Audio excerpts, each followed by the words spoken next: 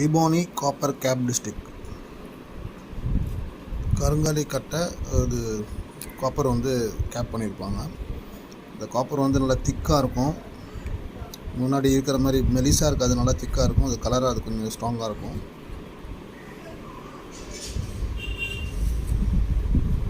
ரா would. இங்கே 3 stripes வரும், இங்கே 3 ஸ்ட்ரைப்ஸ், இங்கே 3 ஸ்ட்ரைப்ஸ் வரும். 25 mm டயமீட்டரில் இருக்கும்.